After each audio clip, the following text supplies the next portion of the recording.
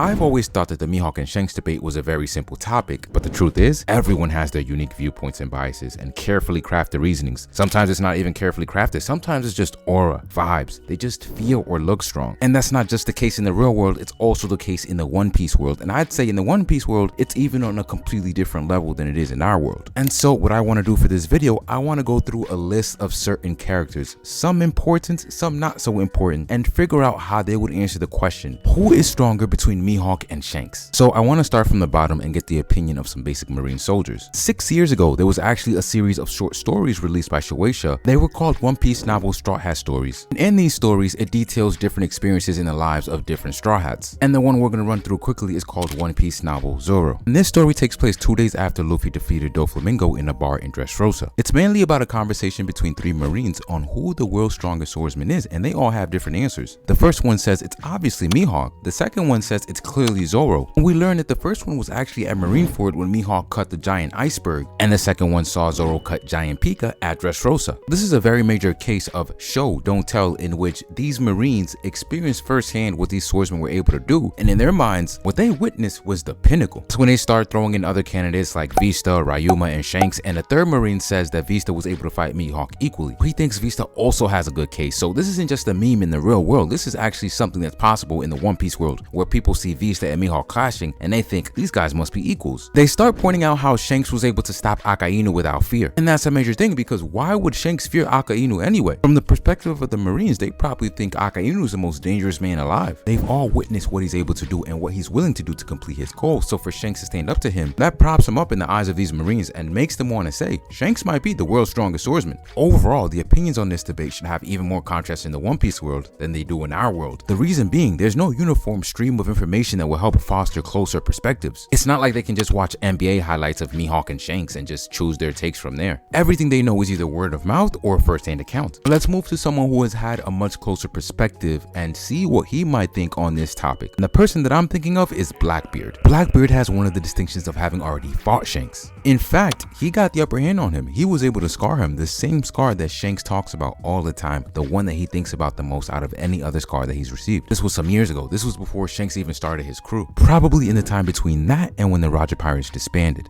And in the time since, Blackbeard has worked in factions with both of these guys. He was a warlord temporarily with Mihawk, and he is now an emperor alongside Shanks. But which of these two will he tell you is superior? Blackbeard has some very nasty habits that I don't think he's exactly outgrown yet. The first one is overconfidence, and the second one is underestimation of certain opponents. The first major example is when he thought that he could beat Whitebeard simply by taking away his ability to use his devil fruit. We saw him underestimate Bonnie because she's a small and pretty girl, even saying she doesn't deserve a 100 million berry bounty. And most recently, he almost ended up in a very bad spot against Law because he didn't take into account his ability to grow past the information he had on his abilities. But with someone like Shanks, I think he would acknowledge the fact that he's an emperor now, but he would still underestimate him greatly. I think Blackbeard will put a lot of stock into their encounter, as well as the fact that he's lost an arm as well, and he would probably pick Mihawk to be stronger over Shanks. But what about another emperor? What about someone like Kaido? Someone who values strength over everything. As we all know, they had an encounter, they had a clash during the time of Marineford. Unfortunately, it was off screen, so we don't have all the details from that encounter. But clearly, Shanks showed enough to make Kaido think twice. This was likely their first battle against each other, but this one put Kaido on notice. It is exactly why when Kaido started thinking about ceiling and potential, when he saw what Luffy could do and how fast Luffy could grow, he started thinking about Shanks alongside Odin, Whitebeard, Roger, and even Zebet. Kaido mentioned how Roger did not have any fruit power, but he overcame that hurdle with Haki. So of course he would not look at Shanks any differently with one less arm, because he wholeheartedly believes as long as you have immense Haki, that missing arm doesn't mean a thing. I feel like if you take that and the fact that they fought each other, Kaido probably thinks that Shanks is the strongest person in the world right after him. And there's also the fact that after Law and Luffy defeated Doflamingo, Kaido called him a mere warlord of the sea. He deemed that title insignificant. He wasn't about to backtrack and say, oh wait, Mihawk is a warlord. I have to remember, this title has a wide range of power. He does not care about any of that. So as little as he would care about that title, I don't think he would put much stock into the world's strongest swordsman title at all either. I think he would put all his confidence in Shanks and would take him over Mihawk every single time. But what about Whitebeard? Who would he take in this matchup? Now this one is a bit tricky for a few reasons. On the one hand, Whitebeard acknowledged the legendary battles between Mihawk and Shanks, but does he know how they went? Does he know how many there were? Does he know how close they were? Because it's not like Mihawk and Shanks were selling out stadium seats to have people watch these fights. We don't have the full story there, and evidently Whitebeard never had an encounter encounter with Mihawk before Marineford. Now, I'm sure he probably knew Mihawk was very powerful by the time he died. He didn't have quite enough information. With how much Whitebeard respected Roger, I feel like he might have a bit of bias for Shanks, based on his relationship with Roger. Just like Buggy, he might have seen him as a Roger successor in some way, shape, or form. But then there's also the fact that there's a mystery of who scarred Whitebeard, and why he thinks of that man's face whenever he sees Shanks. Maybe it was Roger, some people say it was Abek, some people now say it was Garling Figerland, or whoever Shanks' father was. Whatever the case may be, this scar obviously had impact if Whitebeard is talking about how it aches every time he sees Shanks. And this may play a significant role in who he would take in a Shanks versus Mihawk debate. There's nothing too definitive on this end, but I think I would lean towards him taking Shanks. Now let's go back to the Marine side. How about Akainu, the Fleet Admiral? I think in this case there's one major misconception where people think Akainu fears Shanks because he did not choose to attack him when he showed up during Marineford. The issue with this is Akainu did not fear Shanks, it was the fact that he's not allowed to attack another emperor without approval from the Fleet Admiral, because it would be starting a whole new war with a whole new army that they did not prepare for. At the same time, I do think Akainu respects Shanks' power. I do think he acknowledges his title of emperor. He hates pirates all the same, even the warlords that they were allied with. I feel like he would have more closer history with Mihawk. Akainu's been in the Navy for a very long time, so he was definitely there for Mihawk's Marine Hunter days, and they may have even encountered each other during that time. Even if they didn't, there were definitely stories being shredded around on what Mihawk could do, how dangerous this guy was, and how he was taking out all these Marines. Newer Marines obviously wouldn't know about this, but the older ones like Akainu would have the full details. And they seem to take that World's Strongest Swordsman title very seriously, because they used it to justify his bounty being that high without a crew of his own. And they even acknowledged him having greater sword skills than the red-haired emperor. So all things considered, I definitely think Akainu would take Mihawk over Shanks. Then there's Big Mom, and the thing about her is she is an emperor, but she is also a swordsman. Arguably anyway, she at least at the bare minimum has some very vast sword knowledge.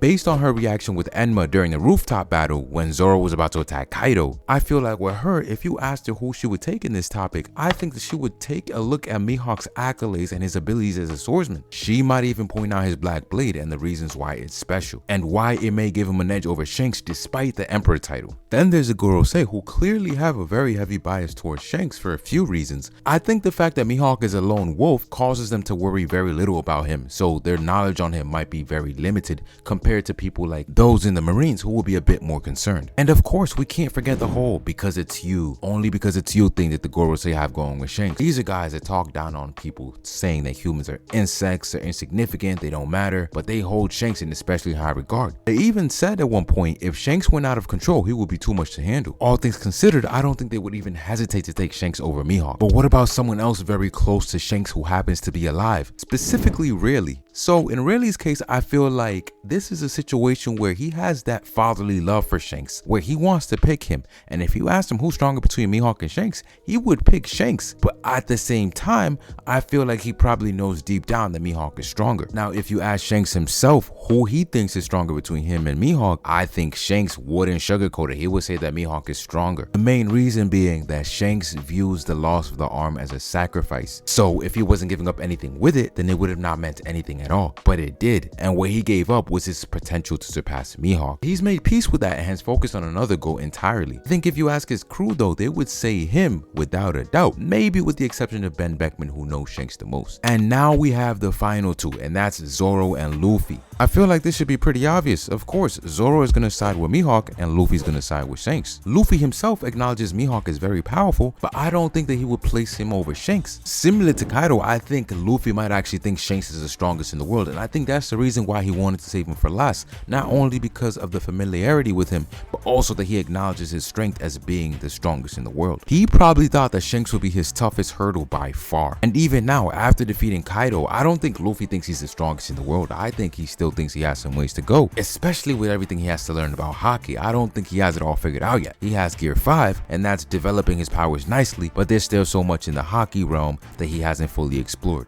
In Zoro's case, I think he fully acknowledges Shanks as a swordsman, and he probably uses the simple logic of Shanks being a swordsman and Mihawk being the world's strongest, so 1 + 1 = 2. I think if Zoro thought that Shanks was stronger than Mihawk, he would 100% challenge him and not even look twice at Mihawk. He's already shown a few times that he doesn't mind who Luffy claims. He would step in, no problem. Just like in Dressrosa when Luffy was fighting Fujitora and he asked him to switch places. If he sees a necessary challenge or something that gets his blood flowing, something that he wants to take part in, he will say something. And to be honest, that might still happen. If the red-haired pirates and the straw-haired pirates end up facing off, Zoro might even have at least one clash with Shanks, just because he's an extremely powerful swordsman. So overall, as you can see, different characters in the One Piece world have different takes on the Mihawk and Shanks debate based on their relationship with these characters, what they've seen in person, what they've heard, how much they might respect the world's strongest swordsman title, how much they might respect the Emperor title. All sorts of various elements and things fueling this debate. But those are all my thoughts. But tell me what you think though. How do you think various characters will answer this question? Comment all your thoughts down below, but also don't forget to like the video, subscribe to the channel, and hit the bell for more videos just like this one.